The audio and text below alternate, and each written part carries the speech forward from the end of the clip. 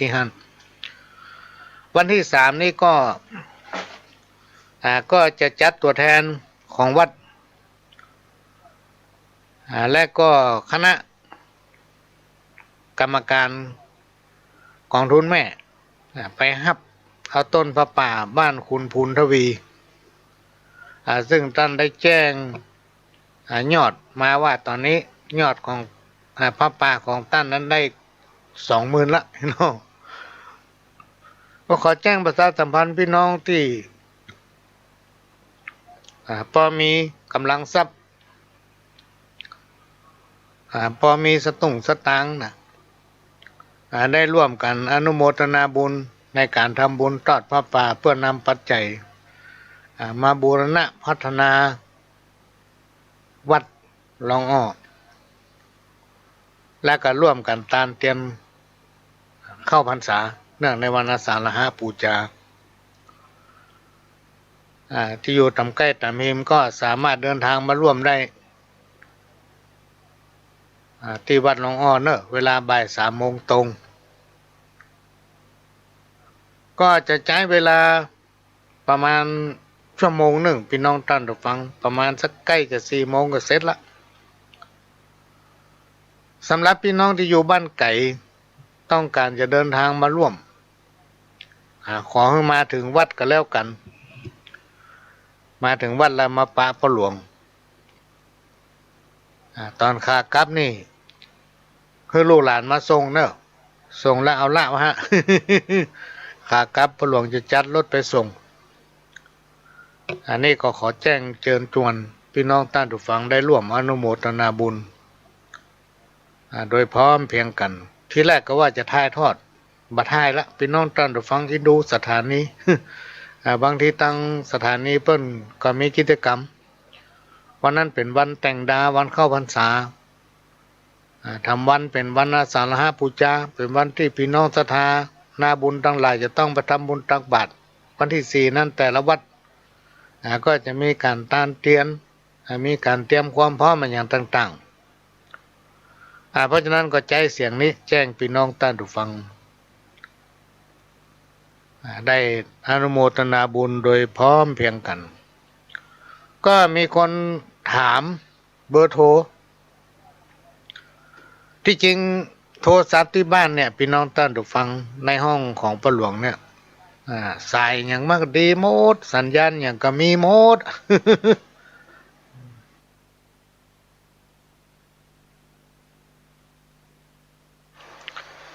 แต่มันมีเครื่องที่มันมีมันรู้ จะซ่อซื้อเครื่องใหม่อยู่วันนั้นท่านผู้อำนวยการบอกคือละว่าเอายี่ห้อนั้นเนอะสมาลืมไปเหรอ ก็เลยขอแจ้งว่าสายมันก็มีสัญญาณมันก็มีแต่ว่าเครื่องมันรู้ก็เลยเอาจุนเข้ากับเครื่องปริ้นเข้ากับคอมพิวเตอร์เนี่ยถ้าไปส่งเป็นเอกสารส่งไลน์ส่งแฟ้งอย่างนี้ได้มันเข้ามา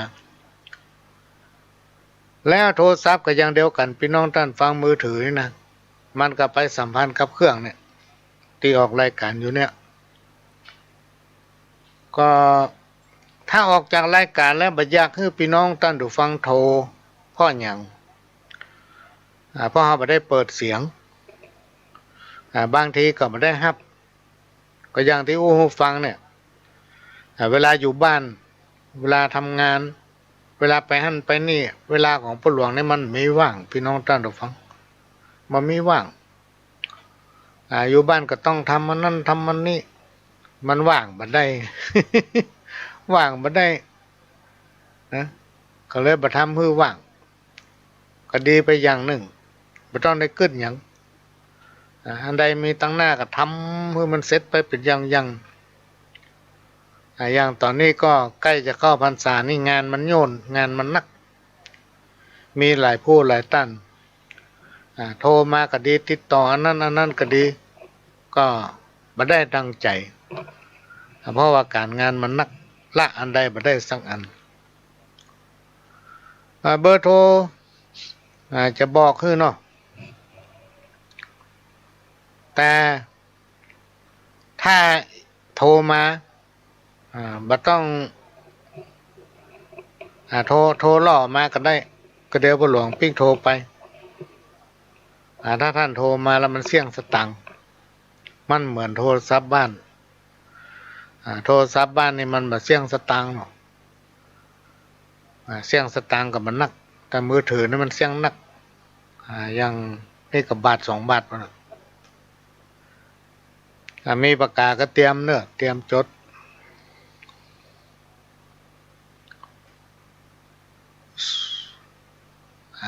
พร้อมแล้วจะบอกแล้วเนอะ081 706 5056 081 706 5056ถ้าออกรายการแล้วพี่น้องท่านผู้ฟังถ้าโทรมาเนี่ยปหลวงมาล่ำได้ครับอย่างที่อู้ไปนะบ่ค่อยว่าง บางทีเขาไปหั่นไปนี่บางทีก็ขับรถพ่องเนี่ยบางทีก็ยากการทำงานหลายอันหลายอย่างบางทีก็ติดแขกพี่น้องท่านผู้ฟังนี่ก็ต้องขอสุมาภัยตัวแต่ถ้าท่านโทรมามันก็ออกวิทยุอ่ะ ถ้าโทรเป็นส่วนตัวก็โทรหลายๆเตื้อบอกคำรอบหนึ่งเนอะ0817065056ก็โทรมาสแตนรายการพุ่นพี่น้องท่านผู้ฟังช่วงแรกเนี่ยบ่ต้องโทรเถอะก็เดี๋ยวคนฟังเดือดร้อนก็จะมาเริ่มวันเสียพี่น้องท่านผู้ฟังโดยจะเริ่ม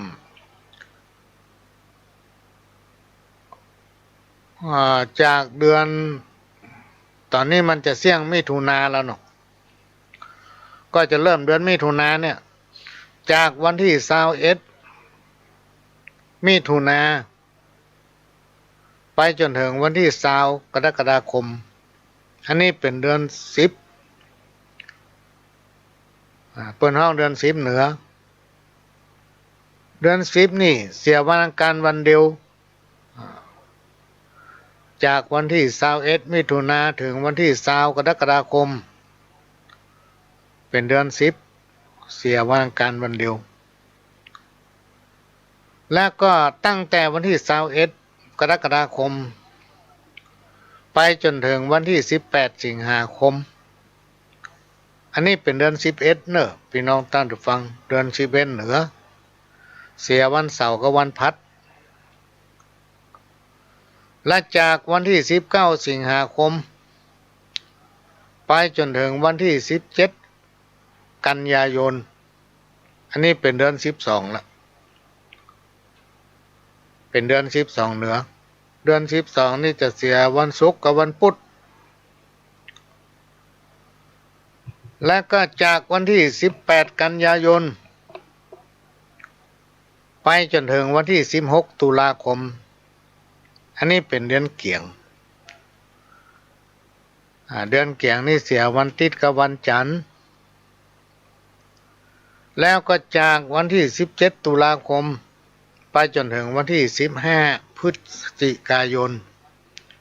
อันนี้เป็นเดือนยี่แล้วเนอะพี่น้องท่านผู้ฟังตั้งแต่วันที่17 ตุลาคมถึง15 พฤศจิกายนนี่เป็นเดือนยี่เสียว่างการวันเดียวตั้งแต่วันที่16 พฤศจิกายนไปจนถึงวันที่14 ธันวาอันนี้เป็นเดือน3แล้วเดือน3นี่เสียเสาร์กับพัดนะแล้วก็จากวันที่15 ของเดือนธันวาคมไปจนถึงมกราคม 2564อันนี้ก็เสียวันศุกร์กับวันพุธโบราณในหนังสือประเพณีหรือในปฏิทินหรือว่าในหนังสือ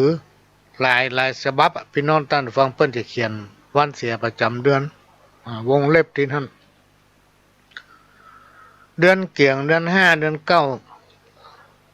เสียวันอาทิตย์กับวันจันทร์เดือนยี่เดือนหกเดือนสิบเสียว่างการวันเดียวเดือนสามเดือนเจ็ดเดือน11เสียวันเสาร์กับวันพฤหัสเดือนสี่เดือน8เดือน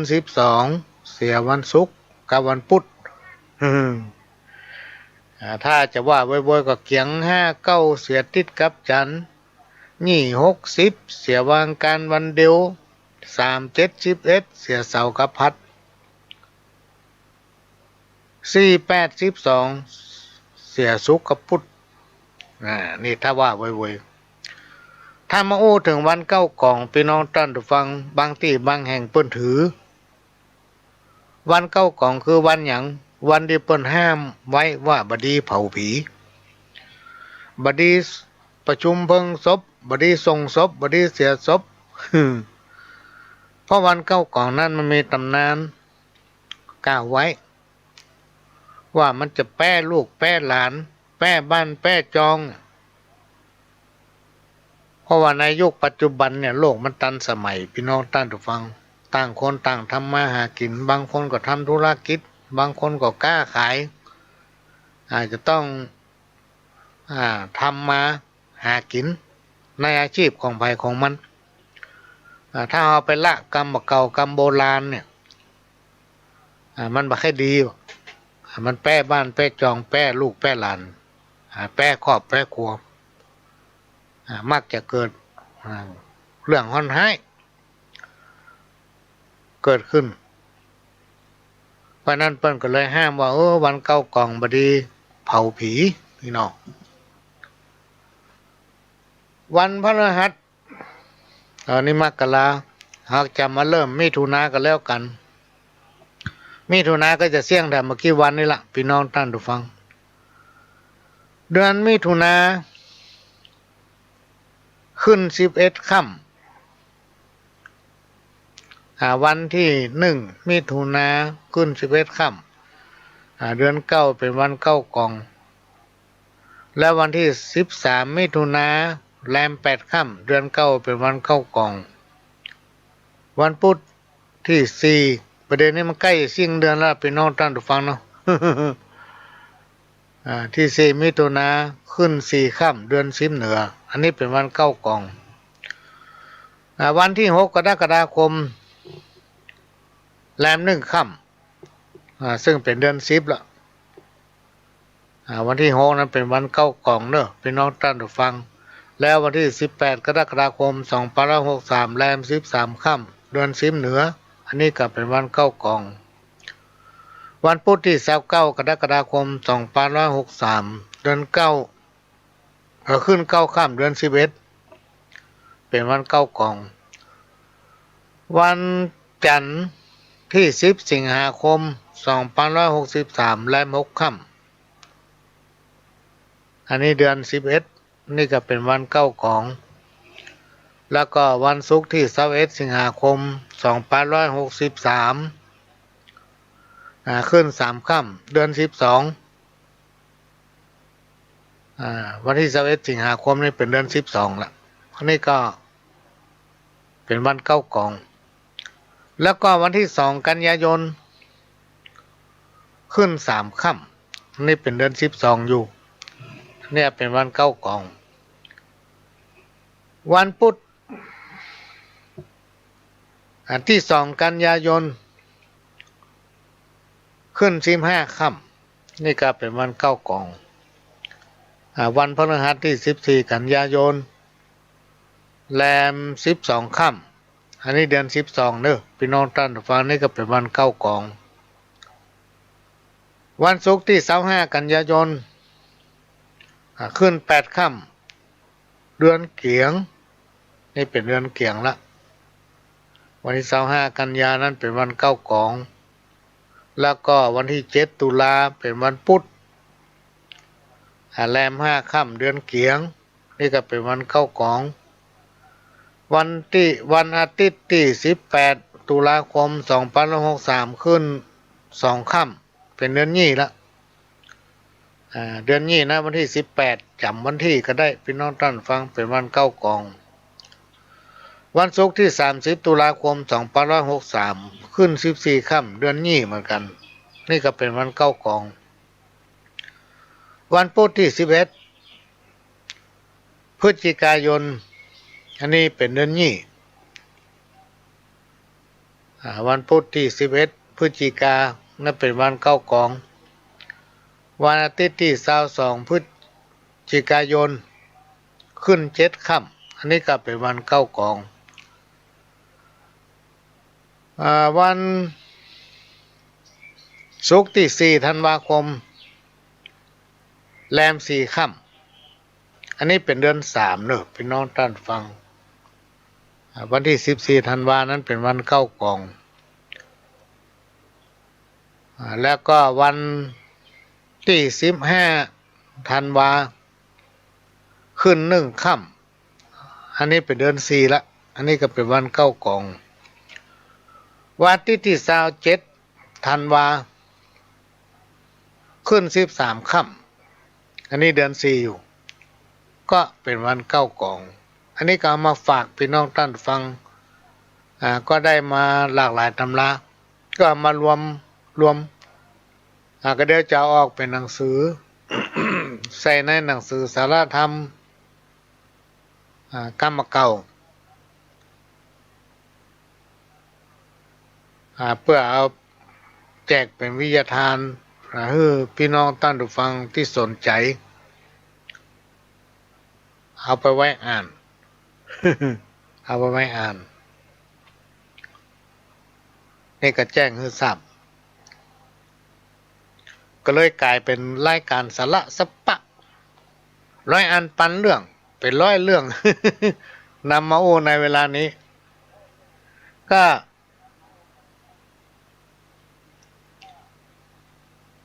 สำหรับเวลาภาคกลางคืนพี่น้องท่านผู้ฟังในช่วงนี้ยังไม่ได้ดำเนินการก็คิดว่าจะเริ่มตั้งแต่วันเข้าพรรษาพวกจะมาปะพี่น้องท่านผู้ฟังภาคกลางคืนเราต้องขอสุมาภัยกับพี่น้องท่านผู้ฟังที่ไหลหาในกำปะวะ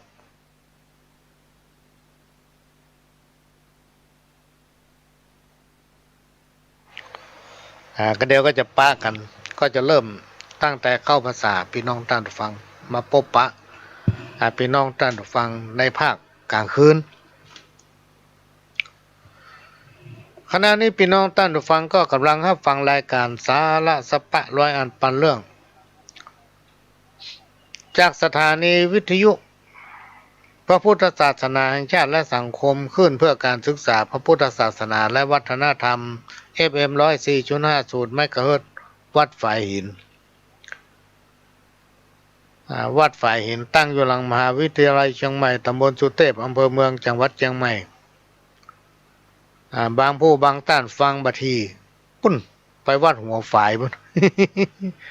สถานีอยู่ต้องได้บริเวณนี้เจ้าอยู่หน้าวัดในในลงอันอยู่วัดไหนลงลองพอป้ายนะคนละวัด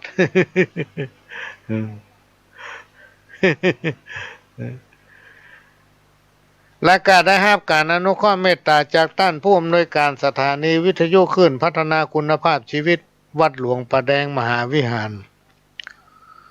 ก็ได้นำรายการนี้เผยแผ่สู่พี่น้องท่านผู้ฟังทำสถานีหนึ่งและก็ได้รับการอนุเคราะห์เมตตาจากสถานีวิทยุล้านนาเชียงใหม่หรือว่า CM77ก็ได้นำเอาเสียงรายการของพ่อหลวงเผยแผ่สู่พี่น้องท่านผู้ฟังแถมสถานีหนึ่งนอกจากนี้ยังได้ลิงก์สัญญาณไปที่คลื่น FM 98.75 คลื่นธรรมะของชุมชนวัดห้วยตองซักตำบลขวางเปาอำเภอจอมทองจังหวัดเชียงใหม่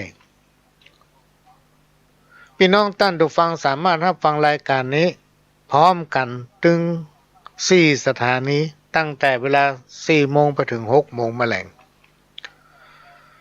ดำเนินรายการโดยก้าวกับผมพ่อหลวงสว่างธาตุอินจันทร์ประธานเครือข่ายกองทุนแม่ของแผ่นดินจังหวัดเชียงใหม่และ8 จังหวัดภาคเหนือรองประธานศูนย์ประสานงานกองทุนแม่ของแผ่นดินแห่งชาติ และก็เป็นประธานคณะที่ปรึกษาผู้ตรวจราชการภาคประชาชนจังหวัดเชียงใหม่ก็มาติดตามรับฟังรายการโดยพร้อมเพียงกันพี่น้องท่านผู้ฟังมาเป็นกู้เป็นเกมสำหรับพี่น้องท่านผู้ฟังที่พอมีเวลา เปิดวิทยุแล้วก็เตียวตัวฟังตัวลิงก์สัญญาณไปที่คลื่น FM 98.75 คลื่นธรรมะของชุมชนวัดห้วยตองซักตำบลขวางเปาอำเภอจอมทองจังหวัดเชียงใหม่ตะกี้ว่าไปแล้วรอบเนาะเพิ่นแจ้งมาประเดี๋ยวนี้แถมก็ต้องขอกราบขอบพระคุณพี่น้องท่านผู้ฟังเครือข่ายสายธรรมทุกคนทุกท่านมีญาติธรรมท่านหนึ่งส่งธรรมมาให้หำพุงละประเดี๋ยวนะ ยังไม่ได้อ่านจำเป็นใบลานไม่ได้อ่านจ้ะพี่น้องท่านผู้ฟัง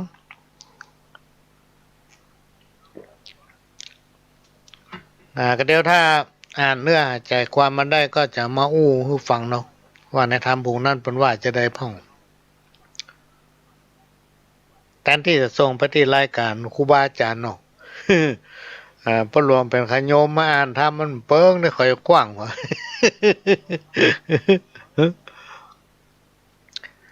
ห้ามเพิงไว้บ่เฮือมีควันห้ามสุริยะแสงจันทร์บ่เฮือส่องแจ้งห้ามบ่เฮือคนเฮาอายุเลื่อนไปเนี่ย ห้ามถึงบ่ได้พี่น้องท่านผู้ฟังครับผมอันหนึ่งก็คือห้ามบ่เฮือคนเฮาเนี่ยนินทากันบ่เฮือว่าฮือกันมันถึงห้ามบ่ได้พี่น้องท่านผู้ฟังถึงลู่แมนมาอยู่ อันคนที่ฮักเขาบ่ล่ำถามหาเวลามีการมีงานถามหาคนที่จังบ่วอกอีวอกนั่นมากะอย่า จังเปิ้นก็พอหน้าเปิ้นไปไหนกูจังมันจังพอหน้ากูก็รวมพ่อเปิ้นมันไปหันจะได้ ตัวพ่อเปิ้นก็พอตัว ก็มีไลน์ส่งมาว่าตอนนี้กำลังรับฟังรายการอยู่ก็ขอกราบขอบพระคุณพี่น้องท่านผู้ฟังที่รับฟังรายการขอไว้สารในปรมีธรรมพระเดชพระคุณหลวงพ่อพระสงฆ์องค์เนรหลายตนหลายรูปหลายองค์หลายวัดหลายวาที่ติดตามรับฟังรายการนี้เพื่อกำลังใจคนดำเนินรายการเหมือนกับเปิ้นเล่นอีเกะพี่น้องท่านผู้ฟังแต่งตัวจัดงามเครื่องเสียงอย่างแก๊สดีพินพัดกล้องอย่างเสียงดังสนั่นปันปื้นออกมาไล่ลำห้องเพลงล่ำมีคนพอมีคนฟัง มันก็เล่นแบบจ้างลูกพี่น้องท่านผู้ฟังเหมือนกับเขาไปบรรยายพระสงฆ์องค์เจ้าเถระครูบาอาจารย์เปิ้นไปแสดงธรรมไปเทศน์ไปปาฐกถาทำไปสัมโมกถาอย่างเงี้ยมีคนฟังมันก็อู้บ่ออกโลกพี่น้องท่านผู้ฟังเพราะฉะนั้นกำลังใจไม่อยู่ที่คนฟังถ้ามีคนฟังเนี่ยฮื้อกำลังใจมามันก็มีกำลังใจดำเนินรายการเป็นส่วนหนึ่งพี่น้องท่านผู้ฟังที่พักดันฮื้อการฮื้องานอย่างต่างๆในชีวิตประจำวันของคนเฮาสำเร็จไปได้เนี่ยด้วยกำลังใจด้านถึงฟันฝ่าอย่างต่างๆเนี่ยไปได้ถ้าใครติดตามข่าวพี่น้องท่านฟังประหลวงช่วงนี้พอมีเวลานั่งอยู่ในห้องทำงานนั่นทำงานนั้นนี้จะฟังวิทยุ มันมีข่าวต้นชั่วโมงเนาะมีเหตุการณ์อย่างเปิ้นจะบอกคือหมดคนคิดจะฆ่าตัวตายนี่นักแต่พี่น้องท่านฟังพ่ออย่างมันเกิดการท้อแท้หมดกำลังใจขาดกำลังใจจะโดดน้ำตายพ่องโดดตึกพ่อง มัดคอถูกเก่าห้อยพ่องบางผู้บางตันเพิ่นช่วยเหลือตันมันบ่ตายสักกรรมเพิ่นเอามาถามเป็นจะได้ถึงมาไข้ตายก็มันถึงจะตายทำมาเมินนะ อายุถึงบ่ใช่ถึง100 ยังบ่สู้ไปโอ้มีกำลังใจว่ะ เอออันนี้ก็เป็นส่วนสำคัญนะพี่น้องท่านผู้ฟังแล้วการนินทาซึ่งกันและกันเนี่ยพี่น้องท่านผู้ฟังมันบ่ดีในยุคปัจจุบันเนี่ยเปิ้นแสวงหาความสมัครสมานความสามัคคีความสามัคคีอยู่ที่ไหนที่หั่นเจริญพี่น้องท่านผู้ฟังมีการพัฒนาไปอย่างลุดหน้าเพราะคนในสังคมชุมชนนั้นมีความสมัครสมานสามัคคีความสามัคคีอยู่ที่ไหนนะอันยังเข้าหาถึงบัดได้พี่น้องท่านผู้ฟังพ่ายไปหมดมันจะพ่ายไปหมดอุปัตวะกังวลตั้งหลายเนี่ยเข้าหาถึงบัดได้พ่อที่หั่นมีความสมานฉันท์อยู่ด้วยกันเหมือนพี่เหมือนน้องแป้ขึ้นแต่ถ้าสังคมไหนชุมชนไหนมันมีความสามัคคีเกิดขึ้นมีกัทะเลาะเบาแว้งกันไปตั้งเหนือกับเล่าตั้งใต้ไปตั้งใต้กับเล่าตั้งเหนือ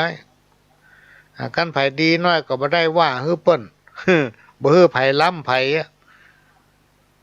เนี่ยพี่น้องท่านผู้ฟังมันจะฮ้อนจะไม่เกิดขึ้นในสังคมชุมชนนั้นๆนะมาเปิดพอไลน์นี่นะครับข้อความจากคณะสมาชิกของสถานศึกษากศนเปิ้นเขียนว่าอยู่ดอยบ่รักษาป่าอยู่นาบ่รักษาเหมืองอยู่เมืองบ่รักษาวินัยบ้านเมืองจะเจริญได้นั้นคงยากนี่หรอก แต่เนอะพี่น้องท่านผู้ฟังเฮาอยู่ดอยอยู่กับธรรมชาติแต่เฮามารักษาป่าฟันไม้ทำลายป่าอันไหนที่ควรทนุถนอมโดยเฉพาะต้นไม้เนี่ยพี่น้องท่านผู้ฟังทุกอย่างที่มันมีรากย่างลงในดินแล้วกระชับเอาน้ำไว้เวลาฝนตกมันก็ดูดเอาน้ำไว้เวลามันแห้งแล้งมันก็ผ่อนคลายปล่อยเอาน้ำออกมาเป็นน้ำห้วยน้ำเมืองน้ำห้องน้ำบ่ออีเป็นต้นถ้าเอามารักษาป่าไม้มันมีอย่างมาซึมซับดูดเอาน้ำไว้เหมือนกับข่าวตะกี้เนี่ยมีคนแจ้งมาตั้งหลายว่าแจ้งมาเพื่อทราบถนนสายไปเชียงไฮ้ ถุงน้ำป่าทำให้ถนนพุทธใจการมาได้เนอะเนี่ยเป็นแจ้งส่งไลน์มาเป็นปุ๊กไง ว่าตอนนี้ถนนไปเชียงไฮ้มันพุทธเพราะอย่างเพราะน้ำป่าเพราะฝนตกมันก็เปาะหอมไหลกันลงมาเพราะมันมีที่ยึดมันลงเกิดความเสียหายอยู่นาบรักษาลำเหมืองสมัยตะก้อนเนี่ยไปนอนท่านผู้ฟังเวลาฝนตก5-6-7 วันเนี่ยสมัย50-60 ปีที่ผ่านมาเนี่ยบางทีฝนตกจะเป็น10 วันนู่นสมัยก่อนเป็นจะได้มาถึงตกตามฤดูกาลเพราะในสมัยยุคตะก้อนน่ะพี่น้องท่านผู้ฟังเก้าไม้เส้นหญ้ามันนักมันเป็นธรรมชาติฟ้าฝนก็ตกต้องตามฤดูกาลหน้าฝนก็คือหน้าฝนหน้าร้อนก็คือหน้าร้อนหน้าร้อนมันก็มาร้อนเหมือนถึงวันเพราะว่าต้นไม้มันนักธรรมชาติมาอุดมสมบูรณ์ในนาก็มีลำเหมืองรวมมาถึงตำบ้านตำจองเขาเนี่ยพี่น้องท่านผู้ฟังมันจะมีลำเหมืองก้อมลำเหมืองไส้ไก่ลำเหมืองย่อยเนาะลำเหมืองเสียน้ำจะผ่านบ้านผ่านจองหรอกแต่มาในยุคปัจจุบันมันถมให้หมด หาน้ำเหมืองไส้ไก่นี่บ่ค่อยมีละพี่น้องท่านผู้ฟังมันเป็นลำเหมืองในนาของเปิ้นในที่ของเปิ้นถมแปลงบ้านแปลงจองหมดพ เป็นบ้านจัดสรรไปหมดต้นไม้ก็บ่ค่อยมีละอะไรต้นใหญ่พวกก็ฟันเหี่ยวเพราะจะแปลงบ้านมันเติกคนมันนักในสมัยก่อนโน้น60 ปีผ่านมามันพอมีคนต่อมานี่มันขยายเผ่าพันธุ์จากลูกไปหาหลานจากหลานไปหาเลนจากเลนไปหาโลนจาก10เป็น20จาก20เป็น30มันก็เลยมีที่อยู่เพิ่มขึ้นนักเลยบ่ค่อยมีที่ว่างป่าไม้ในชุมชนบ่ค่อยมีละเดนะ จะปลูกอนุรักษ์ไว้ก็บ่ได้บ้านทีบ้านเต็มเวลาปลูกขึ้นไปไปงำบ้านเปิ้นเนี่ยใบไม้ไปตกบ้านเปิ้นก็เดือดร้อนละ อย่างนี้เป็นต้น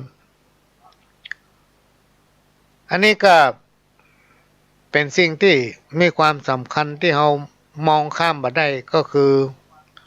อยู่นาฮือรักษาลำเมืองเนี่ยแม้นว่าเขาจะถมพี่น้องท่านฟังแปลงบ้านแปลงจองตามสภาพในยุคปัจจุบันเนี่ยก็ต้องรักษาลำเมืองไว้เวลาฝนตกน้ำมันไหลไปไหนบ่ได้พี่น้องท่านฟังเมื่อมันไหลไปไหนบ่ได้มันก็ท่วมกันพอน้ำท่วมก็มาเดือดร้อนละน้ำท่วมเป็นเพราะว่าเราบ่รักษาลำเมืองไว้อยู่เมืองบ่รักษาวินัยนะบ่มีระเบียบวินัยเปิ้นมีระเบียบของสังคมชุมชนอย่างในเมืองนี่ก็มีชุมชนโลกพี่น้องท่านฟังชุมชนอันนั้นชุมชนอันนี้บ้านก็มีบ้านมีกฎระเบียบของหมู่บ้านเฮาก็ต้องช่วยกันรักษาพี่น้องท่านฟังกฎระเบียบอันนั้นเพื่อเป็นตัวอย่างให้กับลูกกับหลานในฐานะที่เฮา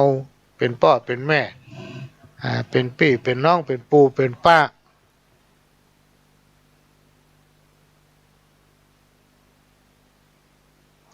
ก็จะต้องรักษากฎระเบียบทุกอย่างไว้ทุกที่บอกว่าอยู่วัดอยู่บ้านนะถ้าทุกสังคมชุมชนบอกว่าจะเป็นสังคมใดมีระเบียบวินัยนะความเจริญก็จะเข้ามาถ้าบ่มีระเบียบวินัยนะว่ากันไปเลยกลัวกันได้กลัวกันเหลือนะกลัวกันเป็นดีบ่ส่งเสริมกันและกันพี่น้องท่านฟังอันเนี้ยสังคมเราจะอยู่ยากและมันไม่ใช่มีแค่เฮานะเมื่อเฮาตั้งหลายนี่หมดอายุไขเสี่ยงบุญจากโลกมนุษย์เนาะถอดเอาจิตวิญญาณออกจากร่างไปในหัว แต่ลูกเต้าเหล่าหลานกกุลมุนเงาเฮามีพี่น้องท่านทุกฟังนะเพราะฉะนั้นเราต้องสร้างสิ่งดีๆไว้ให้ลูกให้เต้าให้ลูกให้หลานเขาได้ฮู้ได้หันได้อยู่ได้สืบได้ปฏิบัติตามถ้าเอาบ่สร้างบ่แปลงไว้วันหน้าเขาจะอยู่เนี่ยเขาจะอยู่อย่างใดทุกคนน่ะพี่น้องท่านทุกฟังมีความปรารถนาให้ลูกเต้าเหล่าหลานอยู่เย็นเป็นสุขนะมีงานทำอย่างนี้เป็นต้นเพราะฉะนั้นเราจะต้องสร้างระเบียบวินัยไว้ให้ลูกให้หลานระเบียบวินัยนั้นเป็นตัวชี้วัดของความเป็นคนถ้าคนเราต่างคนต่างมีระเบียบวินัยชีวิตก็จะอยู่เป็นสุขนะความเข้าใจผิดนั้นย่อมเกิดขึ้นกับคนเราทุกคนนะมันเป็นธรรมดาเพราะฉะนั้นถ้าเรามีปัญหาอันใดพี่น้องท่านฟังต้องเข้าหานั้นก็ได้ความกระจ่างมันก็จะเกิดขึ้นเองความสมัครสมานความสามัคคีเป็นหนึ่งเดียวกันนั้นมันจะมีพลังอย่างมากมายมหาศาลสามารถทำมือเฮาตั้งหลายพ้นจากวิกฤตสิ่งที่บดีตั้งหลายนั้นได้ก็คืออุบัติภัยโรคภัยอย่างตั้งหลายเหล่านี้เหมือนที่ผ่านมาเนี่ยไวรัสโควิด19บ้านเฮาประเทศเฮาพ้นจากวิกฤตโควิดนี้มาได้เพราะหยัง เพราะหมู่เฮาต้องหลายมีระเบียบวินัยมีความฮักสมัครสมานสามัคคีเชื่อฟังกันนะเพิ่นว่าบัดนี้ไปนะก็มันต้องไปกฎระเบียบทั้งหลายเหล่านั้นเป็นส่วนประกอบส่วนหนึ่งพี่น้องท่านฟังที่วางไว้ธรรมดาคนอยู่ในสังคมหลายๆคนเนี่ยมันก็ต้องมีถึงคนดีคนไม่ดีอยู่ข้างกันไป เพื่อปรามไว้มือคนเหลือกรรมกระทำความบดีกระทำความผิดนะการที่บัทำตามเปิ้นบอกนะมันจะเป็นโทษก็คืออย่างเปิ้นว่าไวรัสโควิดระบาดนะฮือใส่นั่นใส่อันนี้ ปิดหูดังพี่น้องท่านผู้ฟังไปหั่นไปนี่เลยบ่ล่ำหูจักไผเพราะเขาปิดหน้าปิดตาให้หมด บ่ฮู้จักว่าไผเป็นไผ จนว่ามาถึงวันเนี้ยพี่น้องท่านผู้ฟังก็มีผลปรากฏว่าพี่น้องชาวพุทธหรือพี่น้องคนไทยเฮาเนี่ยที่ไปไปพบกับไวรัสโควิดเนี่ยมีส่วนน้อยที่สุดเกือบจะมีเลย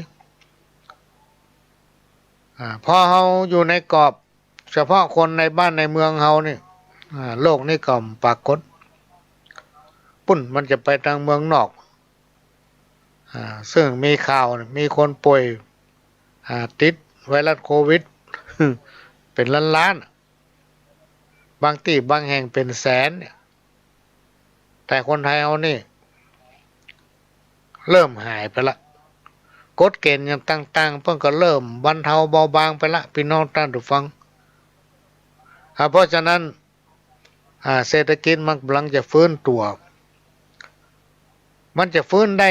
ไวขนาดไหนมันอยู่ที่คนเฮาทั้งหลายจะช่วยกันพี่น้องท่านผู้ฟังช่วยกันพิจารณาในการกินการอยู่ช่วยกันพิจารณาหารายได้ตามอาชีพของไผของมัน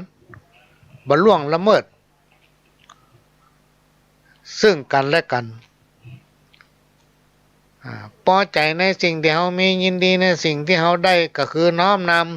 ำเอาปรัชญาเศรษฐกิจพอเพียงพี่น้องท่านผู้ฟังเข้ามาใจ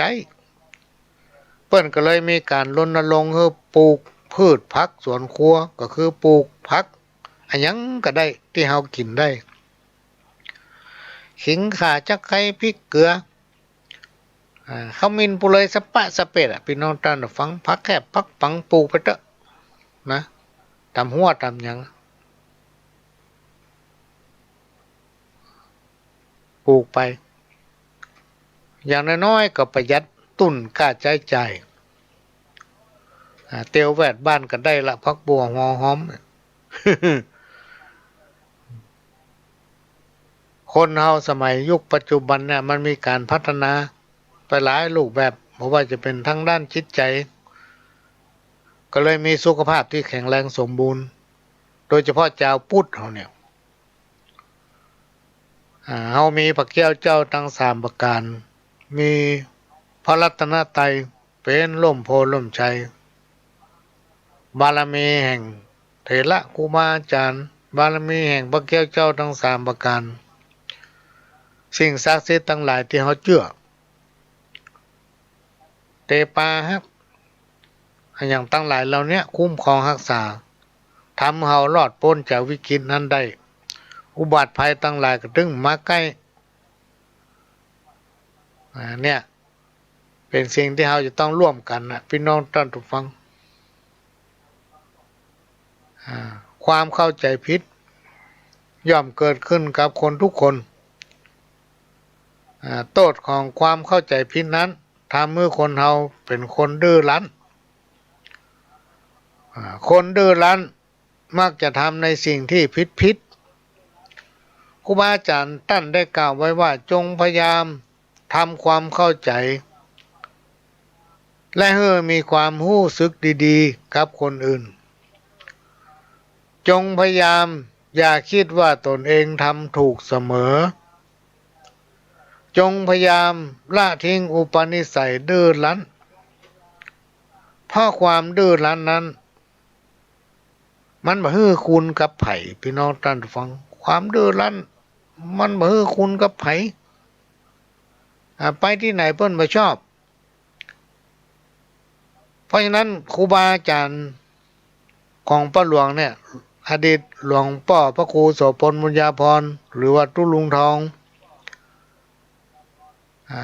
อดีตเจ้าวาดวัดโสพนารามอดีตเจ้าคณะอำเภอแม่ริมเชียงใหม่เวลาเพิ่นไปเทศน์ที่ไหนเพิ่นจะเน้นว่าคนเฮานั้นจะต้องทำตัวเป็นน้ำเกิงแก้วยอมรับความคิดหันของคนอื่นพ่องคนเฮานั่นน่ะพี่น้องท่านผู้ฟังเวลาเขาไปไหนมาไหนทำตัวเป็นน้ำเต็มแก้วให้หมด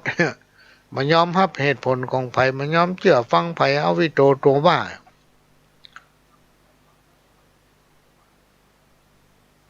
คนเฮามันบ่แจ้งฮู้ไปเหี่ยวกู้อย่างนะพี่น้องท่านผู้ฟังบางอย่างเฮาบ่ฮู้ก็มี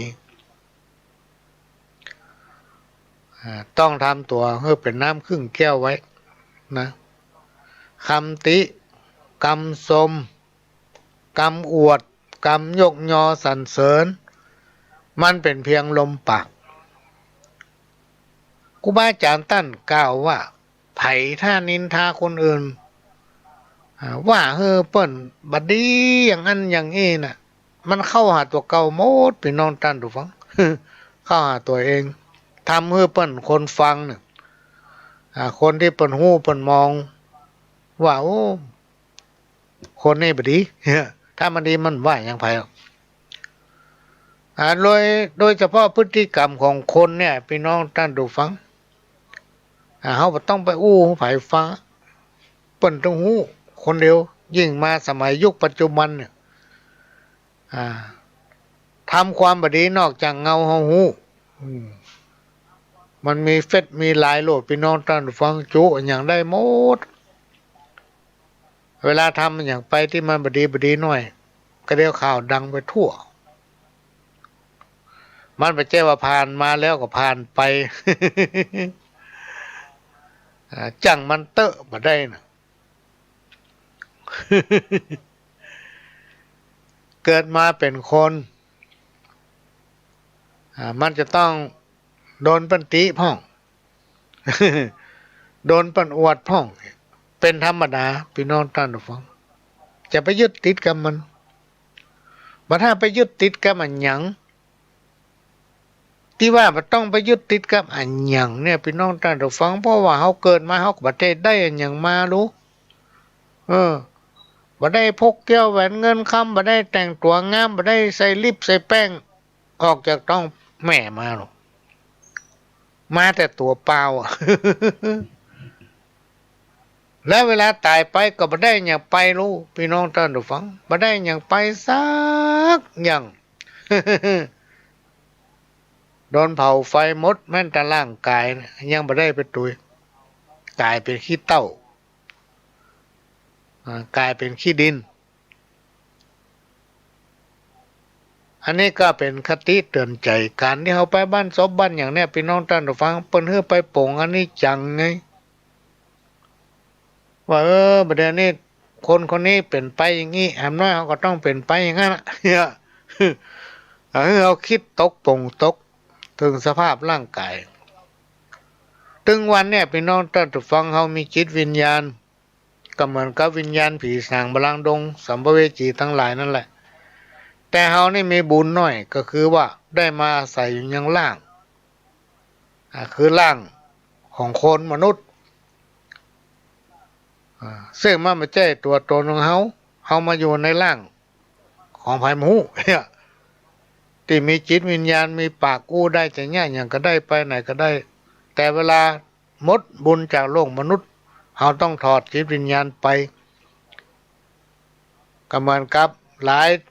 เตื้อได้ไปอู้ว่าถึงวันนี้เฮาอยู่กับผีหรอกเนาะตายไปก็เป็นผีจิตวิญญาณที่ถอดออกจากข้าไปก็คือเป็นผี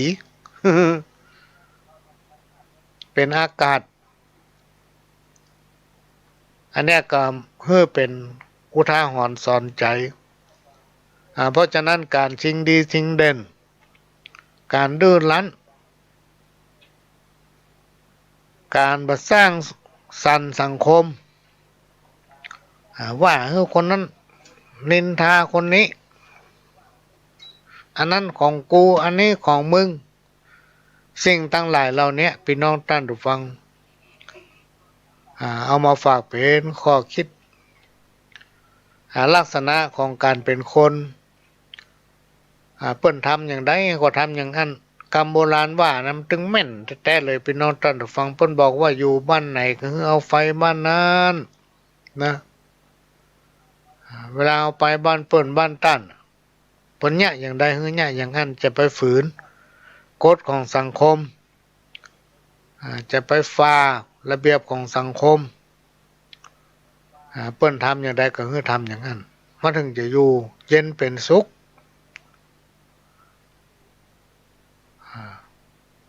ความเป็นไปอย่างมีระเบียบโดยเฉพาะการนำคนเนี่ยพี่น้องท่านผู้ฟังการอยู่ในสังคมชุมชนนั้น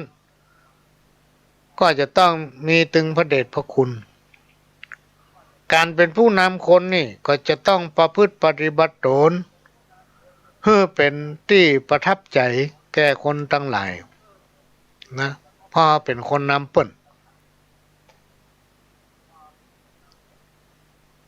ต้องประพฤติตนเพื่อเป็นที่เคารพเลื่อมใสบ่เอียงซ้ายบ่เอียงขวาในสิ่งที่บ่ดีบ่ทำนี่เป็นต้น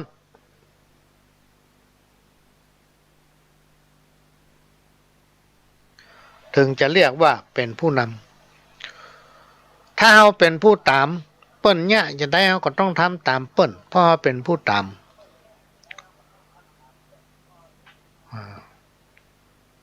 สิ่งตั้งหลายเนี่ยพี่น้องท่านผู้ฟังมีใจอันใหญ่กล้าเนี่ยเป็นหัวหน้าแนวล้างคอยสั่งสมความดีความบดีความดีความบดีอยู่ที่ใจ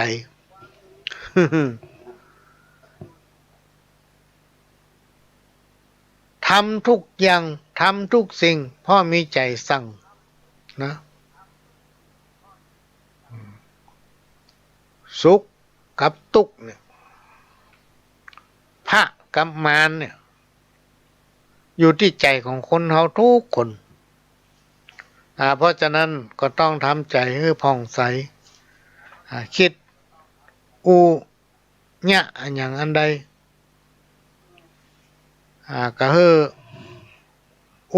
คิดในสิ่งที่ดีๆเพื่อจะเป็นตัวอย่างให้กับอนุชนลูกเต้าเหล่าหลานในยุคที่เพราะว่าเศรษฐกิจซึ่งกำลังผ่านพ้นจากไวรัสโควิดมันกับเจ็บผ่านไปแต่นะพี่น้องท่านฟังเขาจะไปประมาทต้องบ่ประมาทเพราะว่าโรคไวรัสโควิดเนี่ยมันอาจจะเกิดขึ้นได้ทุกเมื่อถ้าเขาประมาทเพราะฉะนั้น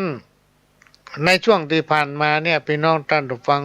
มันมีปัญหาทั้งด้านการงานมันมีปัญหาทั้งด้านเศรษฐกิจคนที่ทุกข์ก็ทุกข์แต่ทุกข์ว่านะบอกว่าคนจนคนรวยก็มีปัญหาเหมือนกันหมดเพราะมันไปไหนไม่ได้มีสถานะทัดเทียมกันเหตุตกไปเสี่ยงแต่ถ้าเปิ้นจ้างอดจ้างหอมพี่น้องท่านผู้ฟังเปิ้นจ้างกินจ้างใจเปิ้นก็พอมีสตางค์พอประยุงฐานะความเป็นอยู่ของครอบครัวไปได้สำหรับคนที่มีหาเจ้ากินข้ามได้มากก็กินได้มากก็กินได้มากก็กินเนี่ยมันมีที่เก็บถึงมาได้เพราะหาได้เกือบบ่พอกิน ก็เดือดร้อนไปตามๆกันเพราะฉะนั้นในช่วงที่เฮาฮู้ว่าเพราะว่าเศรษฐกิจมันเป็นอย่างเงี้ยเฮาก็จะไปเกียจค้านพี่น้องท่านทุกคนจะไปเกียจค้านต้องมีความขยันหมั่นเพียรนะฮู้จักหาฮู้จักกินเมื่อหามาได้ก็ฮู้จักจ้างใช้มีความรับผิดชอบในกิจกรรม หน้าที่ของตนเองอย่างเขาเป็นพ่อบ้านเขาเป็นแม่บ้านเขาเป็นลูกต้องปฏิบัติตัวอย่างใดมีความขยันหมั่นเพียรนะแล้วก็ต้องคิดถึงประโยชน์ของเปิ้นประโยชน์ของตัวนะจะไปมุ่งเอาก็ประโยชน์ใส่ตัวเก่าอย่างเดียวขอเข้าหาตัวเก่าอย่างเดียวก็ไม่ได้นะตั้งถ้อยทีถ้อยอาศัยเหมือนครูบาอาจารย์เปิ้นบอกว่าวันนี้เขาได้กินของกินล้ำห้อยเงี้ยใดอ้อยเขาได้กินของกินล้ำขนาดวันนี้ห้อยเงี้ยใดเปิ้นบอกว่าเฮ้อเผื่อแผ่อาจจะตักไปเฮ้อคนบ้านใกล้บ้านหิมเนี่ยที่หั่นถ้วยที่นี่ถ้วย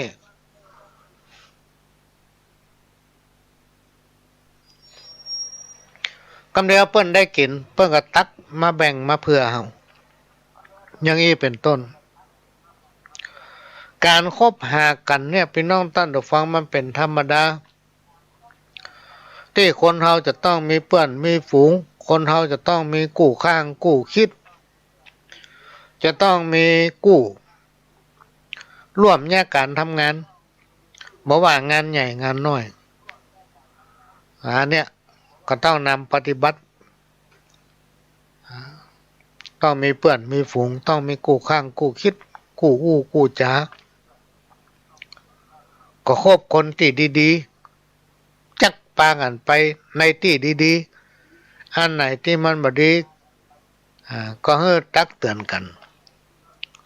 อย่างอบายมุขทั้งหลายเนี่ยเพิ่นว่ามันบ่ดีมันทำให้เสื่อม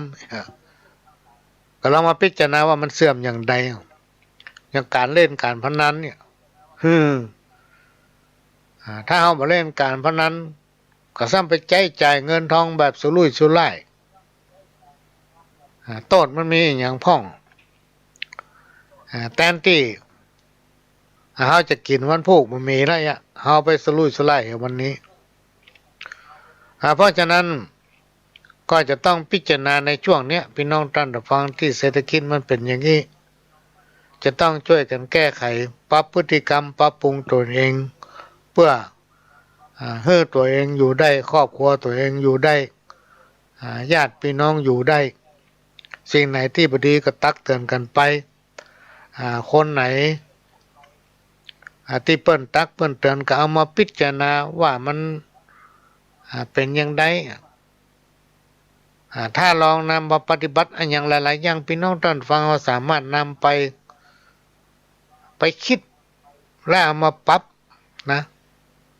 เข้ากับชีวิตประจำวันของตัวเก่าได้ครูบาอาจารย์เปิ้นบอกว่าคนดีเนี่ยชอบแก้ไขฟังมาแล้วเอามาแก้ไขว่าสมควรที่ต้องทำอย่างไรที่เราปฏิบัติมันเป็นอย่างนั้นถ้าเราทำอย่างนี้ไม่เป็นอย่างนี้ทุกอย่างมันมีเหตุมีผลแต่ถ้าคนจันไรเนี่ยพี่น้องท่านผู้ฟังคนนี่มันบ่เอาทานบ่เอาขี้เต่ามันตึงมีในสังคมใดก็จ้างเด้อมันตึงมีคนประเภทเนี่ยมันชอบแก้ตัวชอบแก้ตัวบ่มีความละอาย อันเนี้ยนำมาฝากพี่น้องท่านผู้ฟังคนมักง่ายชอบทิ้งคนจริงชอบทำคนระยำนี่มันซ้ำติเปิ้นอย่างเดียว ไผทำดีทำบ่ดีมันก็ติเปิ้นหมดเนี่ยเพราะฉะนั้นการคบคนการคบเพื่อนนี่ก็มีส่วนสำคัญถ้าเอาคบคนพาลกับปลาไปหาพิษไปในทางบ่ดีไปในทางเสื่อมถ้าเอาคบกับบัณฑิตคือคนผู้หู้พี่น้องท่านผู้ฟังบัณฑิตก็จะพาเขาไปหาผลนะกรรมของครูบาอาจารย์เพิ่นบอกคบคนชั่วพาตัวให้อับจนเพราะฉะนั้นถ้าเราจะคบคนให้คิดไว้ให้จงดี ความทุกข์ความสุขอยู่ที่ตัวเฮานะอยู่ที่ตัวเฮาเองภายบัทามือเฮาหรอกความทุกข์ความสุขเนี่ยอยู่ที่ตัวเฮาเนี่ย อันใดก็จ้างเด้อพี่น้องท่านผู้ฟังถ้าเอายึดถือมันเป็นทุกข์เพราะฉะนั้นหลายๆสิ่งหลายๆอย่างอย่างที่อู้ตอนต้นรายการว่าคนเฮาเนี่ยจะฮื้อจิตใจมันเหมือนประกันไปหมดมันเป็นไปบ่ได้เพราะฉะนั้นก็ต้องมาพิจารณาสิ่งไหนดีบ่ดีเนี่ยหู้อยู่แก่ใจนะอันนี้ก็ฝากไว้ในช่วงอย่างเงี้ย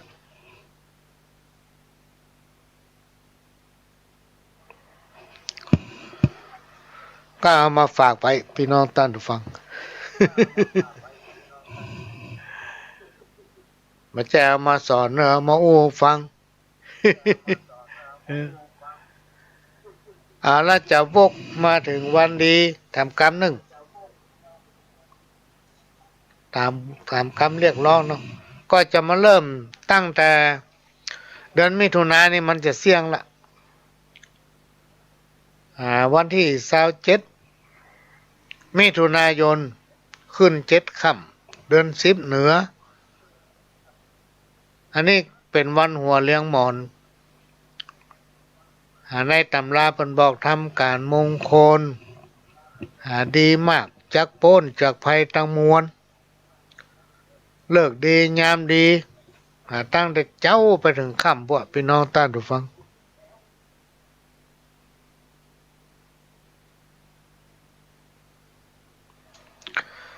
จากนั้นก็วันอาทิตย์ที่28วันอาทิตย์ที่28มิถุนายน2563ขึ้น8 ค่ำเดือน10เหนืออันนี้เป็นวันใจโจกเป็นวันอาทิตย์บดีทำการมงคลดีทุกประการเลิกยามก็ตั้งแต่เจ้าถึงค่ำหมดละแล้วก็วันจันทร์ที่29มิถุนายนขึ้น9 ค่ำเดือน10เหนืออันนี้ก็เป็นวันดีนะพี่น้องท่านผู้ฟังมาอ่านดูตำราของหลวงพ่อวัดธาตุคำบอกว่าเข้าล้นคือล้นแวงเนาะเข้าล้นคือจนแวงหัก ทำการจริงได้ก็จักสำเร็จทุกประการนะแล้วก็เดือนกรกฎาคมเดือนกรกฎาคมก็คือเดือนหน้าเนี่ยวันที่6กับวันที่29เนอะในเดือนกรกฎาคมนี่นะพี่น้องท่านฟังจำไว้เถอะวันที่6กับวันที่29เป็นวันเก้ากองก็จะมาว่าถึงวันดีวันพฤหัสที่2กรกฎาคมขึ้น12 ค่ำเป็นเดือน10เหนืออันนี้เป็นวันธงชัยวัน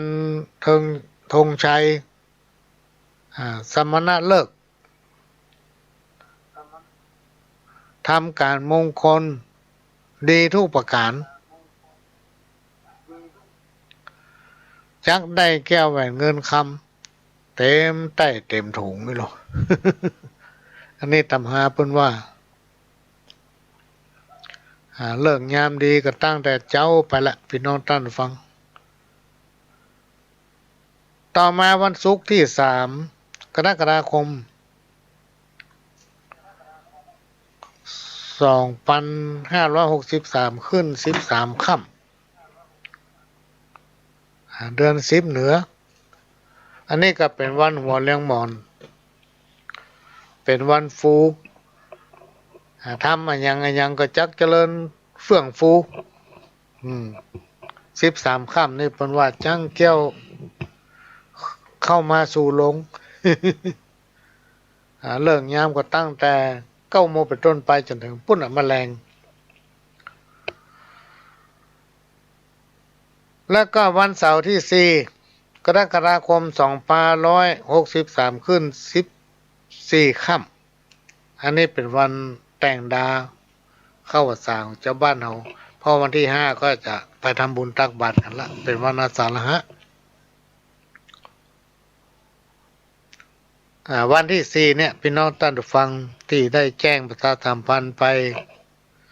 ว่าที่วัดหลวงอ้อวัดบ้านปะหลวงเนี่ยก็จะได้ทำบุญทอดพระป่าและกตานเตียนเนื่องในโอกาสวันอาสาฬหบูชาที่วัดหลวงอ้อเวลาบ่าย3 โมงเป็นต้นไป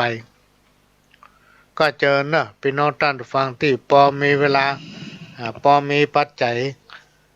ก็มาร่วมทำบุญเพื่อจะได้นำปัจจัยนั้นพัฒนาพี่น้องท่านผู้ฟังปรับปรุงบูรณะในส่วนที่มันบดีหาซื้อในสิ่งที่มันบ่มีมาไว้ใจเป็นการให้กำลังใจพระสงฆ์องค์เนนที่ปฏิบัติศีลธรรมอยู่กับวัดให้เขามีกำลังใจอยู่วัด ได้ปัจจัยเท่าใดก็จะได้มาแจ้งให้พี่น้องท่านผู้ฟังได้รับทราบในวันที่4เนอะพี่น้องที่อยู่ไกลก็ให้ลูกหลานมาส่งได้และขาปิกประหลวงจะจัดรถไปส่งพี่น้องท่านผู้ฟังเนื่องในเทศกาลเข้าพรรษานั้นตอนนี้เปิ้นก็อนุญาตว่าให้ทำกิจกรรมได้แต่ว่าก็ให้ระมัดระวังนะใส่ผ้าปิดหูดังเหี้ย อยู่กันห่างๆเพราะฉะนั้นก็ขอเชิญพี่น้องท่านผู้ฟังได้ร่วมบำเพ็ญบุญเป็นการเชื่อมต่อกับบุญเก่าที่เราทำไว้ตั้งแต่อดีตชาติที่เราจะได้อยู่ดีกินดีมีตีนมีมือมีแข้งมีขามีมันสมองมีพละกำลังมีสุขภาพร่างกายแข็งแรงสมบูรณ์เพราะว่าบุญแต่ชาติแล้วปังหลังที่เราได้สั่งสมไว้เพราะฉะนั้นก็ทำเสริมไปเรื่อยๆพี่น้องท่านผู้ฟังทำบุญกันเตอะมันบ่เสียหลายจักได้สบายในวันไปหน้านะก็เชิญร่วมทำบุญวัดบ้านไผ่บ้านมันเนอะพี่น้องท่านผู้ฟังไผ่อยู่ใกล้วัดไหนก็เพื่อไปวัดท่านเพื่อกำลังใจพระสงฆ์องค์เจ้าพระสงฆ์องค์เนนนะไม่ใช่ว่ากายวัดตัวเก่าแล้วไปที่อื่น วัดตัวเก่าบ่เข้าแล้วก็ไปที่อื่นเนี่ยการที่ไปบวชอยู่วัดนั้นมันจะง่ายๆนะพี่น้องท่านฟังไหมมันจะได้บวชถ้าคนมีบุญแท้ๆนะคนที่บวชต้องซึกเพราะอย่างพ่อบุญมันหมด เพราะนั้นเมื่อบุญตัวเก่าหมดมันต้องไปเลี่ยม บางคนไปสอนทุเจ้า แทนที่อย่างนั้นอย่างนี้กับตัวยังอยู่วัดบ่ได้ เอาแล้วก็วันที่5ซึ่งเป็นวันอาสาฬหบูชาวันนั้นพี่น้องชาวบ้านบาโศกบาสิกาก็เข้าวัดปฏิบัติธรรมฟังเทศน์ฟังธรรมตานกันเข้าขันน้ำตามประเพณีที่เคยปฏิบัติปู่ย่าตายายพี่น้องลูกเต้าเหล่าหลานที่ได้มรณกรรมหรือว่าตายไปหมดแล้วถ้าจิตวิญญาณเขายังไม่ได้ไปไหนเขาก็จะมาหับของกินของทานแหละพี่น้องท่านผู้ฟังถ้ามาไม่ได้เหลือแห้งกับลูกเปิ้นถึงจะฝากกับแม่ทอนี้เจ้าที่ทอนี้เจ้าที่เทป้าก็จะเก็บรักษาไว้โพสต์มาวันใดพวกจะแบ่งเอาปั่นฮื้อ อันนี้พูดถึงวันเข้าพรรษาการทำบุญพี่น้องท่านผู้ฟังบางผู้บางท่านบอกโอ้จะไปเขียนชื่ออีแม่เนอะเขียนชื่อ หลายที่นะที่ประหลวงไปหันมาเขียนชื่ออันนี้ตามที่ได้ฟังมานะพี่น้องท่านผู้ฟังมีคนคนหนึ่งเพิ่นตายลืมตายแล้วฟื้นขณะที่เพิ่นตาย เตียวไปว่ะโอ้หันอย่างกันนักของกินของใช้ไม่ว่าจะเป็นข้าวปลาอาหารน้ำนึกอยากจะกินน้ำกำลังจะไป เปียเอาน้ำมากินเปิ้นปัดมือเมื่อมึงยังคนมึงยังบ่กินบ่ตานบ่แจ้ของมึงไม่ไปกินนี่เนาะไม่ปัดมือหลวงพ่อเราจื้อมีไหนโอ้มันนึกใจได้ว่าเมื่อยังคนเคยกินเคยตันแต่บ่ได้เขียนชื่อเลยหมี เลยไม่ได้กินอย่างสักอย่าง เพราะฉะนั้นมักจะไปเขียนชื่อกันถ้าประหลวงป้าประหลวงก็จะบอกเขาเขียนชื่อให้เน้อเกิดเฮาตันหาภัยก็ดีตาสีตาสาปุญญาตายายเพิ่นจะได้ฮู้วันนี้โอ้เปิ้นตานถึงเฮาโลยแต่ถ้าไปกินมาตานนะพี่น้องท่านผู้ฟังครูบาอาจารย์เพิ่นเล่าไว้เนาะโอ้บักเขาวัดบักเขาวาถึงมากินมาตานบักกึดหามันกำแล้วกรรมที่มันตวยเข้ามาเนี่ยพี่น้องท่านผู้ฟังแล้วเจ้ากรรมเจ้าเวรที่มันตวยตัวเข้ามาเนี่ยมันไม่ได้กินดีอยู่ดีมันก็เบียดเบียนตัวเฮาอยู่เรื่อยๆนะทำเพื่อประสบปัญหานานาประการเพราะเฮาบ่กินมาตานจิตใจก็มางามคนบ่เข้าวัดเข้าวานี่จิตใจมางามจะกินจะต้านก็เสียดายพี่น้องท่านผู้ฟังพระกุศลอย่างก็บ่เกิดกับตัวเก่ามักจะพบเจอแต่ปัญหาอันนี้คนแต่ก่อนเพิ่นฟังเขาก็เลยเชื่อแล้วก็นำปฏิบัติมามันมีแต่นะพี่น้องท่านผู้ฟังเพิ่นว่าถ้าเฮาบ่ทำเนี่ยมันเชื่อมกันบ่ได้เทพบุตรเทวดาที่รักษาตัวเฮาเนี่ยมันมีทุกคนมีเทวดารักษาตัวเก่าในสมัยโบราณอย่างบ้านเฮาเนี่ยเปิ้นยังถือแผ่วคันไดพุ่นนะพี่น้องท่านผู้ฟังหัวคันไดนี่ยังมีผีรักษาซี่คันไดยังมีผีรักษาจานเนี่ยเฮือนเนี่ยตรงแว้งอย่างตั้งหลายแล้วเนี่ยคือแปลงตั้งหลายแล้วเนี่ยมีผีรักษาทุกอันไม่ก็ไม่เส้นหญ้าตั้งหลายแล้วเนี่ยเพราะฉะนั้นสิ่งตั้งหลายแล้วเนี่ยมันเป็นเจ้ากรรมเจ้าเวรที่ตามเขาไปถ้าเขาได้กินดีอยู่ดีเขาก็จะปั่นโชคปั่นใจให้เขาเจ้ากรรมเจ้าเวรสรรพสิ่งตั้งหลายก็มีความสุขเฮาก็มีความอุดมสมบูรณ์อย่างนี้เป็นต้นอันนี้เปิ้นฟังนะพระหลวงก็นำมาปฏิบัติเวลาสวดมนต์ไหว้พระเวลาเขาทำกิจกรรมอย่างกระจังเขามักจะระลึกถึงว่าสิ่งที่กูทำเนี่ยขอถวายเจ้ากรรมเจ้าเวรทรัพย์พระสิ่งตั้งหลาย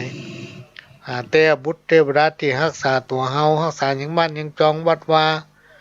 รักษาครอบครัวลูกเต้าเนี่ยก็ให้ได้อยู่สุขกายสุขใจพ้นจากวิบากกรรมทั้งหลายทั้งมวลมันประสบผลพี่น้องท่านผู้ฟังกินตานหยาดน้ำเนี่ยพี่น้องท่านผู้ฟังมันมีผลทำเพื่อคนเฮาพ้นจากวิกฤตเฮายกตัวอย่างง่ายๆอย่างโรค5กินไก่ หรือว่าไวรัสลงเนี่ยพี่น้องท่านผู้ฟังมันก็เหมือนกับโรค5กินไก่นั่นน่ะที่เฮารอดพ้นมาได้เพราะหยังเพราะแรงใจในความมีศรัทธาในพระรัตนตรัยโดยเฉพาะเขาเป็นเจ้าพุทธเขาเป็นเจ้าพุทธมีความเคารพเลื่อมใสในพระพุทธศาสนาเป็นคนศีลคนธรรมเป็นคนที่มีจิตใจเอื้ออารีมีเมตตาอุบาททั้งหลายมันถึงมาใกล้บัดได้พี่น้องท่านผู้ฟังมันต้องไปกลัวมันต้องหนีหมด แม้นว่ามันมาบังเกิดแล้วมันก็จักลดไปแล้วก็เบาบางในที่สุดก็หายไปเพราะเราเป็นคนดีเป็นคนศีลคนธรรมนะสิ่งที่ยังบ่มาบังเกิดเด้อมันก็มามันถึงมาบังเกิดเพราะเราเป็นคนดีคนศีลคนธรรมจิตใจเรางามมันพ่ายหมดสิ่งที่บ่ดีทั้งหลายต่อมาวันพุธที่8 กรกฎาคมแรม3 ค่ำเดือน10เหนืออันนี้ก็เป็นวันดีทำการมงคลทุกประการจักสมปรารถนาทุกประการนะวันที่8 เป็นวันพุธและก็วันพฤหัสที่9 กรกฎาคมแรม8 ค่ำเดือน10เหนือวันนี้ก็เป็นวันดีเนอะพี่น้องท่านผู้ฟังวันที่9วันพันนี่ก็เป็นวันดีเป็นวันอมฤตโชคเป็นวันชัยโชควันหัวเลี้ยงหมอนเป็นวันธงชัยด้วยดีทำการมงคลทุกประการจะเกิดความเจริญรุ่งเรืองจากนั้นก็วันจันทร์ที่13 กรกฎาคม 2563แรม8 ค่ำเดือน10เหนืออันนี้ก็วันนี้เป็นวันหัวเลี้ยงหมอนดีทำการมงคลทุกอย่างจักพ้นจากทุกข์จักอยู่สุขสบายวันจันทร์ที่13 กรกฎาคมแล้วก็วันพุธที่15 กรกฎาคมแรม10 ค่ำ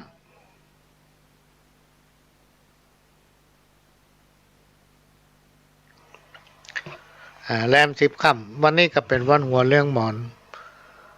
ในตำราว่าเป็นวันสิทธิโชคนะดีทำการมงคลทุกประการตำหาของวัดธาตุคำนี้เพิ่นว่าจะได้ผลปันเท่าได้ผลปันเท่าแล้วก็วันพฤหัสที่16 กรกฎาคมแรม11 ค่ำเดือน10เหนืออันนี้ก็เป็นวันธงชัย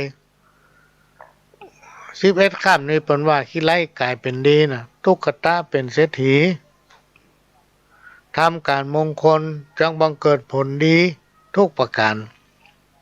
นะแล้วก็วันที่17 กรกฎาคมแรม12 ค่ำเดือน10เหนือวันนี้เป็นวันฟูนะทำอะไรอย่างกระจักเฟื่องฟูทำการมงคลดีทุกประการจักสุขสำราญทั่วหน้าต่อมาวันพุธที่22 กรกฎาคมขึ้น2 ค่ำอันนี้เป็นเดือน11แล้วเนอะพี่น้องท่านผู้ฟังวันพุธที่22 กรกฎาคมนี่วันนี้เป็นวันหัวเลี้ยงหมอนวันอมฤตโชคทำการมงคลดีทุกประการและก็วันศุกร์ที่24 กรกฎาคมขึ้น4 ค่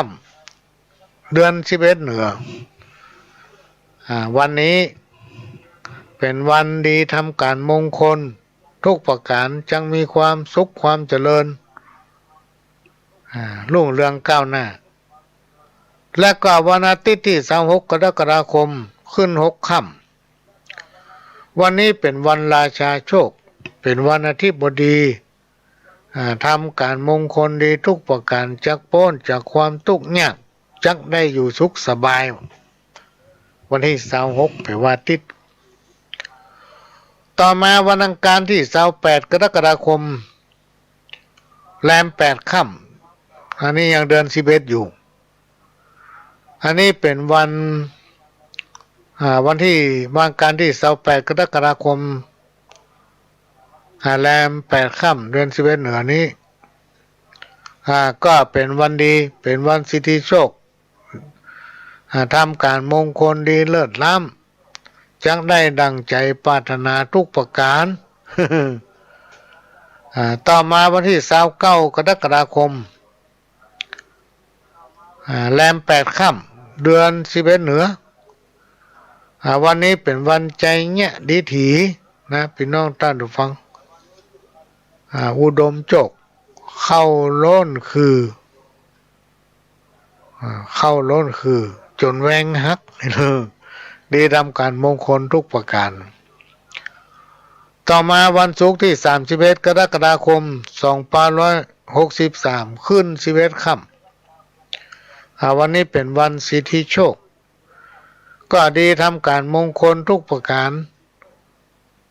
เลิกดียามดีก็ตั้งแต่เจ้าพี่น้องท่านผู้ฟังไปจนถึงค่ำอันนี้ก็เอามาอุ้งฟังเป็นข้อคิดเอามาอ่านข้าวก้อมให้หน่อยขอย่อยื่นน้อมพร้อม ทูปบูผาองค์พระปฏิมาวันตาก้มเก้าขอกราบพญาพรหมบรมตั้นเจ้าเป็นคอนสำเนาก่าวจี้ม่อนจักไขสารนิทานเรื่องนี้มาครบรอบนี้ปอปึงหูติบตาติบขยิบมาถึงทีวีบันเทิงเลื่นเริงคู่ด้านนั่งตายนอนตายหญิงใจอยู่บ้านพ่อถึงตำนานบอกจี้ไล่ฆ่ายิงกันแต่งฟันเดี๋ยวนี้สับสนปนปี้เนอไหนพ่องกินยาพิษเสพติดตัวตายแขวนคอวำไวหญิงใจแก่เท่าพ่องยิงตัวตายตึงนายไพ่เจ้าพ่องลู่ชิงเอาสิ่งทรัพย์ประวัติตำนานคนผ่านอาภัพบ่นับแก่เท่าหญิงใจสายใยกำปุ้งผ่านยุ่งเป็นสายไฟฟ้าเลี้ยงใหญ่สบายเนอเจ้า6 โมงหลังเดียวคนเตียวสีเข้าก็มีเนอเฮาเดี๋ยวนี้กำว่าซ้อยศาสนาขอจากก้าวจี้มาถึงยังอี้ใหญ่เขือบ้านเมืองแห้งแล้งเหี่ยวแห้งบ่เหลือน้ำจักละเหือคนเหนือจักล่องใต้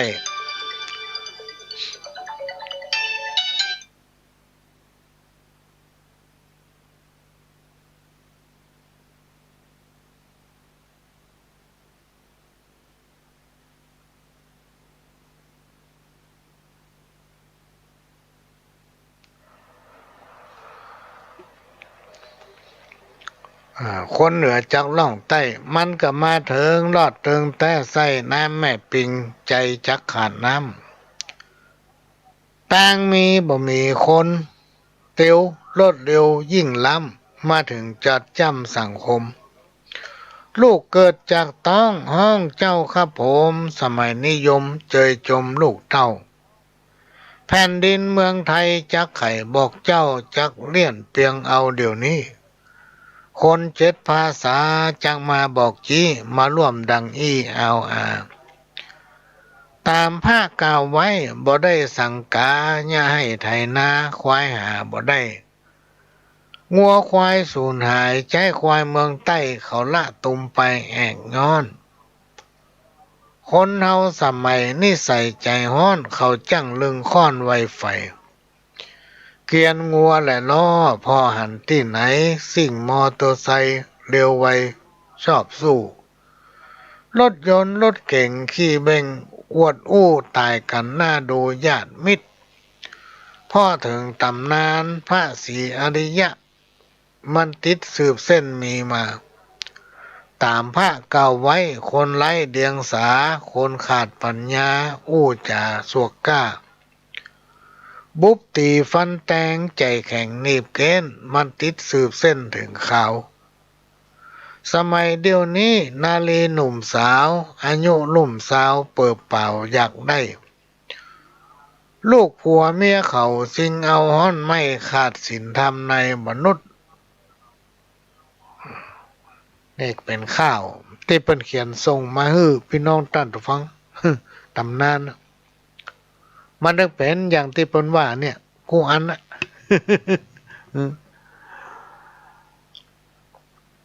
แถมบนหนึ่งโลกสงสารทุกผ่านแต่เล่าทุกเกิดแล้วแก่เท่าทุกเจ็บทุกตายเมื่อเกิดมาแล้วเป็นตัวเป็นกายหาที่สบายน้อยหนึ่งบ่ได้บึดก็เจ็บหัวกำเดียวก็เป็นไข้แล้วก็บรรลัยม้วยมากถึงเป็นเศรษฐีมั่งมีม้าจ้างบ่ได้อยู่สร้างคงทนเมื่อหมดวาระก็จักหายโหนลาจากเมืองคนไปสู่โลกหน้าสปะสิ่งของเงินทองเสื้อผ้าเคยเสาะหามาไว้ใจสุดหักสุดขางจำต้องละไว้เอาไปบ่ได้เนินไหนญาติพี่น้องมากพวงหลวงหลายปู่ย่าตายายลุงอาน้าป้าเคยอยู่ร่วมใจขาเฟื่อฟักพิตามันดาบุตรตาลุงฮัก ก็จักส่งฮื้อเฮาไปฮอดถึงประชาน้ำตาลิ้นไหลแต่ก็เอาไฟมาเผาเหี่ยจ้อย ปล่อยเอาไปคนเดียว เนี่ยมันเป็นปกติอะพี่น้องท่านฟังเนี่ยเปิ้นหนึ่งมือยึดติดเนี่ยเปิ้นมือยึดติดเพราะว่าอย่างมันก็แจ้งเฮาซักอย่าง อันนี้เป็นอุทาหรณ์สอนใจพี่น้องท่านผู้ฟังก็เอามาฝากไว้อ้าวจะให้ฟังตามคำขอให้คำหนึ่งจ้อยอันนี้มันเป็นเทปเก่าเนอะพี่น้องท่านผู้ฟังก็ฟังให้แป๊บหนึ่ง หาทาฝ่ามือ10 นิ้วขึ้นต่างวางกิ้วกายเก้าเกษาขอกกลมกาบนบองค์กษัตริย์ตาพระจอมราชามหาราชเจ้า พระราชประสงค์ขององค์จอมเงาทรงคิดแบ่งเบาพี่น้อง พระองค์โคนหาปัญหาปากท้องเพื่ออยู่ถูกต้องพอดี รายได้เฮาน้อยก้อยอดขันตีใจจ่ายพอดีบ่มีอยากกันหูจักถนอมอดออมใจใจก็บ่มีวันจักทุกข์ตามพระประสงค์ขององค์ประมุขตานตัดสอนฮือเฮาฟัง อย่าไปฟุ้งเฟ้อเห่อเหิมเกินหวังเลี้ยงชีพชีวังปลูกฝังเลี้ยงไสก็จะมีกินพอเพียงอยู่ได้บ่เปลืองเงินไปจ่ายซื้อจีนป่าพุทธจาคาบมือก็ลดหย่อนฮือพอควรปลูกผักปลูกไม้ไว้ในให้สวนพร้อมกับจักจวนพี่น้องชาวบ้านจะได้แก้ขาดประหยัดหลายนั้นถือเอาเป็นงานเสริมกำผ้านุ่งคัวใบอันใดแปลงล้ำบ่จำเป็นต้องไปเอาซื้อแม่นุ่งใจมอกใจใดกับเขาเฮาก็เลือกเอามอกเฮาใจใดบ่ต้องเขือกไผ่คนใดเหนือใต้หมู่มีเงินไทยหลายล้านเฮาอยู่พอดีบ่มีเกียรติค้านบ่เข้าขั้นทานลำเค็นจักโจกใจซื้อคือเลือกจำเป็นแปลงใจ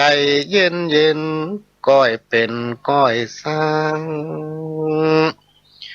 อย่าลับตาฝืนจงมืนตากว้างจักหันแนวทางลงลึงบางคนเดือดร้อนเป็นคนบ่มันขยันคิดแต่ตื่น